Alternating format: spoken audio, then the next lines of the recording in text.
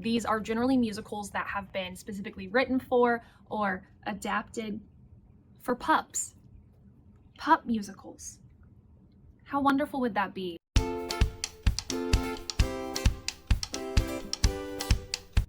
Hello, my name is Kaylee Jo, but you can call me CJ, and I am a middle school theater teacher. That means that I teach grades 6, 7, and 8.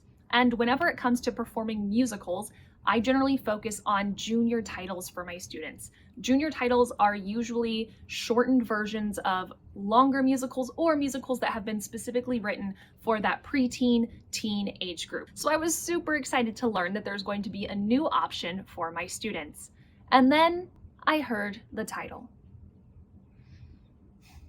The one with the burn book and the inappropriate Santa outfits. Snowing and blowing up bushels of fun. Yes, that Mean Girls, which was originally a book back in 2002, and then a movie with Lindsay Lohan in 2004, and finally a full-length musical version was produced in 2017. Naturally, my initial reaction to Mean Girls Jr. was one of skepticism, because the original movie was PG-13 because it was a little raunchy. It has language, some drug references, and a lot of sexual innuendos. And then the musical, although it lost some of that, it's definitely still there, and I was really wondering how they were going to adapt that for a junior performer. Therefore, I read the Mean Girls Jr. script so that you don't have to, and I am here to report my findings.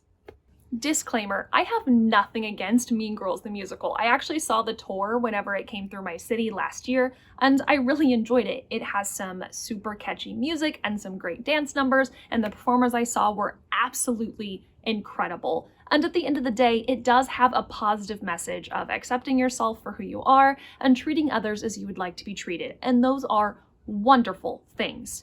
All right, I'm going to start with my pros list, which is that at the core of this musical, there's a really strong female cast, and that is much appreciated in the musical theater community, which for some reason can often be very male-dominated whenever you look at the casting requirements for a show. So kudos to Mean Girls Jr. for giving an opportunity to let multiple young women shine on stage.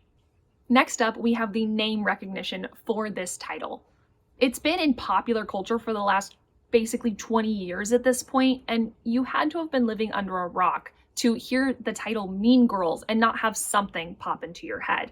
So if you were to produce this show, there's a really strong chance that you will sell tickets based solely off of name recognition. Another pro for me is the music. I think that it's really catchy. It sounds like something that you might hear on the radio today, and I can only imagine that my middle school students would really enjoy singing and dancing along to this music. My final pro is that I think that my students would get really excited about this show. I think I would have a ton of kids audition. If I went to school tomorrow and said, hey, guess what? We are doing Mean Girls Jr., my students would be ecstatic. And that's really important because at the end of the day, I want to direct shows that my students want to be a part of, not just shows that I wanted to put on my resume, right? At the end of the day, it's about the kids.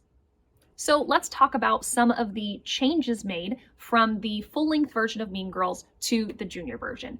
First of all, the full-length version has about 25 songs within the 2-hour and 15-minute script.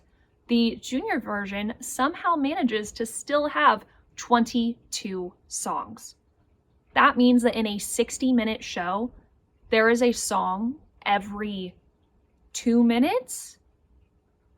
That's a lot of music to learn, and something to keep in mind if this is a show that you're choosing to tackle.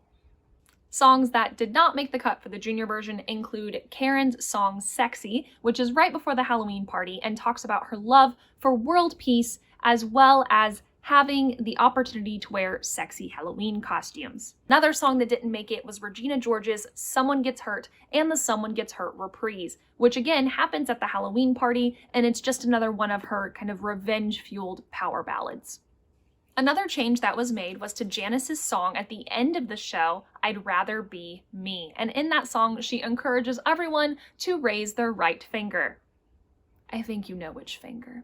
The world doesn't end, it just feels like it does, so raise your right finger. But in the junior version, they have changed that lyric to raise your right hand.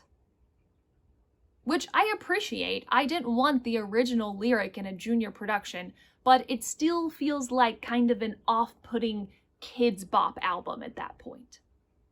So those were some of the changes that were made to the musical, but here are some things that were not changed, and therefore the reason that I'm not sure I would ever be able to put this on with a middle school group.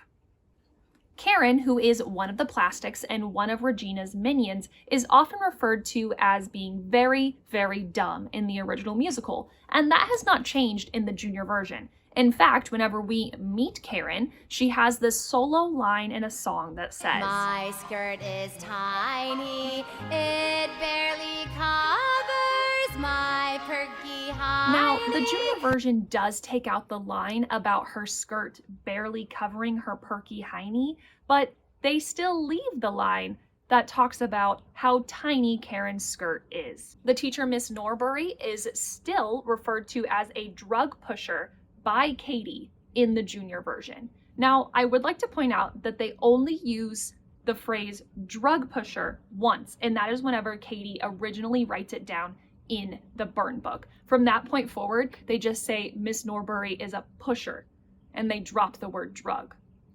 But it was still in there initially. So whenever I was listing the various things that were changed from the full-length version to the junior version, you were probably waiting for me to talk about how they took out the sexy Santa Claus dance routine. Oh no, no. Rockin' Around the Pole is still a song in the talent show in the junior version. And during the song, Regina George's skirt does in fact fall off.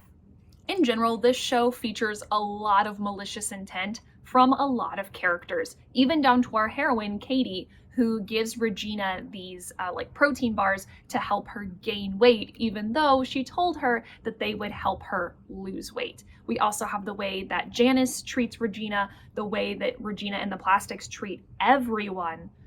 There's just a lot of really dark, heavy social interactions in this production that I just don't feel are appropriate for middle schoolers.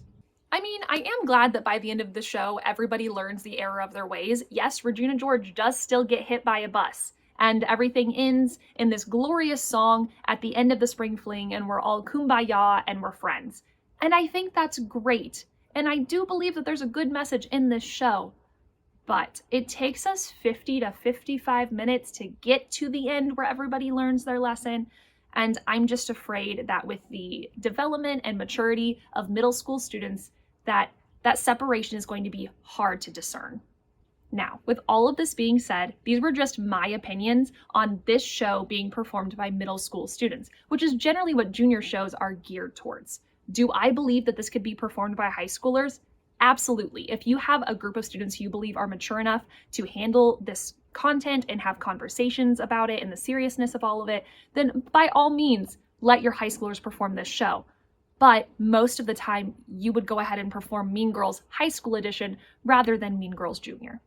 I would like to offer a couple of alternative titles for shows that I believe that middle school students would really enjoy doing that also have a kind of pop music score and are based in present day.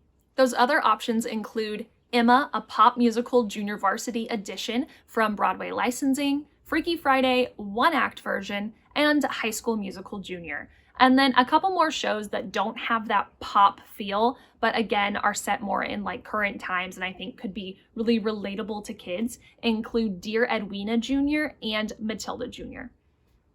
When it comes down to it, you do what is best for you, your students, and your program. I am not here to judge anyone or condone anyone's actions because you know what? You may have the perfect community and the perfect group of students to perform this show and do it really well. I'm just here to offer my opinion on reasons why I personally don't believe that I'm going to tackle this show with middle school students. Thank you so much for watching, and if you enjoy content about theater education, then I would really appreciate it if you would click that like button and subscribe for more content.